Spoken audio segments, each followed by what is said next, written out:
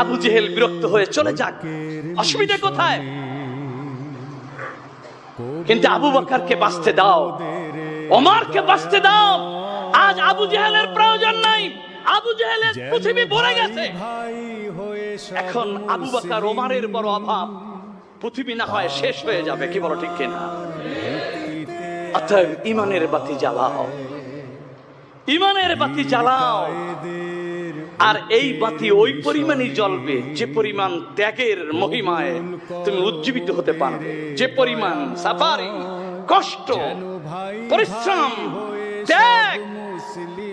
ওই মানুষগুলো কোনোদিন সুখী হতে পারে না যে মানুষগুলো সবসময় হিসাব মিলায়, কি পেলাম না, কি পেলাম না, কি পেলাম না। দেখবে এমন মানুষ জমিদারের সন্তান হয়ে জমিদারের বিরুদ্ধে তার অভিযোগ, সুতরাং ছেলে হয়ে বাবাকে হত্যা করতেছে।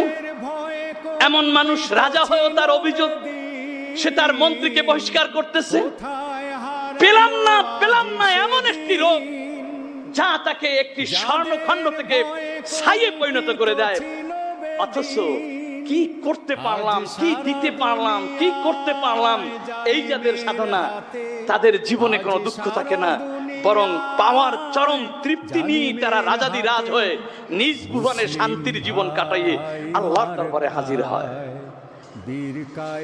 পারো সিদ্ধান্ত নিতে, বিলাসিতার জন্য ইসলাম নয়। আমরা ঈমানের লেলিহান অগ্নি প্রজ্বলিত করে সেই আগুনে পুড়ে পুড়ে নিজেকে বিলিয়ে দিতে চাই আল্লাহর জন্য। কে কে পারো শপথ করতে? বল আল্লাহুম্মা আমিন। ত্যাগ করতে শেখো, ভিক্ষা নয়। আল খেল্লাকে বানিও না মানুষদেরকে ধোঁকা দেওয়ার জন্য, বরং এই আল খেল্লা মানুষটি যে সমস্ত ধোঁকাবাজি থেকে মুক্ত করে একটি সুন্দর সমাজ উপহার দিবে, সেই ত্যাগের মহিমায় নিজেকে উজ্জীবিত করো। কুনতুম খায়রা উম্মাতিন উখরিজাত লিন-নাস। এতটুকু বলেই তো শেষ করতে পারলেন? সামনেই আল্লাহ আনতেছেন কর্মের ঘোষণা, তা'মুরুনা বিল মারুফ তানহাউনা আনিল মুনকার। নয়, অকর্মণ্যের জন্য শ্রেষ্ঠত্ব নয়। শ্রেষ্ঠত্ব কেবল জমিনে যে ঝাঁপিয়ে পড়বে, শ্রেষ্ঠত্ব কেবল তার জন্য যে সমস্ত হুমকি মাথা পেতে গ্রহণ করবে, সমস্ত ঝুঁকি নেওয়ার সাহস রাখবে, সেই মানুষটির জন্যই শ্রেষ্ঠত্বের ঘোষণা। এটা শুধু উখরুবি জগতেই নয়, দুনিয়ার জগতেও কোন মানুষ যারা ঝুঁকি নিতে পারে না, যারা ত্যাগ স্বীকার করতে পারে না, যারা কেবল নন্দলাল হয়ে থাকে, তাদের দ্বারা পৃথিবীতেও কিছু সৃষ্টি হয়নি, বরং সে জমিদারের বাচ্চাও ভিখারিতে পরিণত হয়েছে। আর যারা ত্যাগ ও কোরবানি জানে, তাদের দ্বারাই একটি অন্ধকারের ভিতরেও পূর্ণিমার চাঁদে আলোকিত হয়েছে। আল্লাহ পাক আমাদেরকে উপলব্ধি করার তৌফিক দান করো।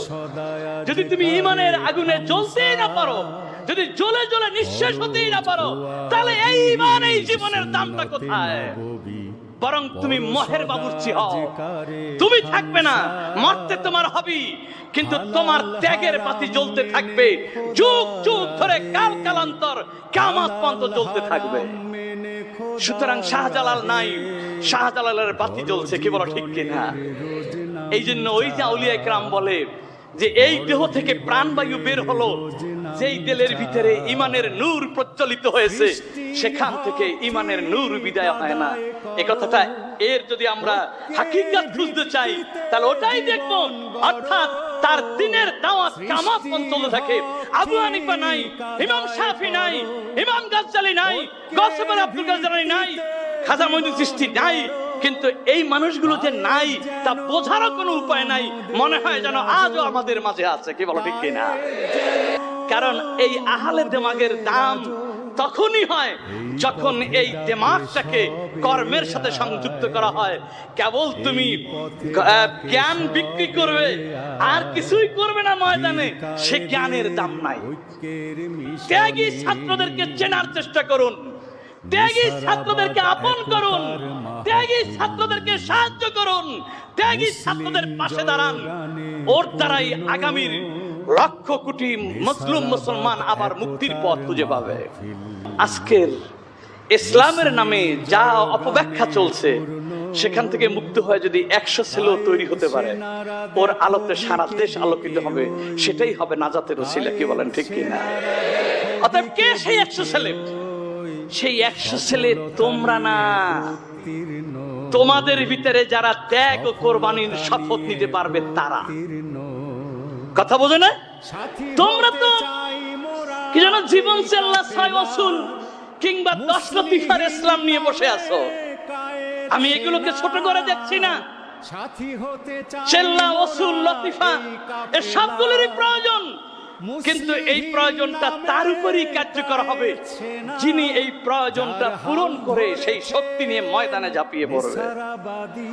আমি তোমাদেরকে অনুরোধ করবো, আসো, আমাদের ঠিকানা হলো জান্নাত। কি বলো ঠিক কিনা?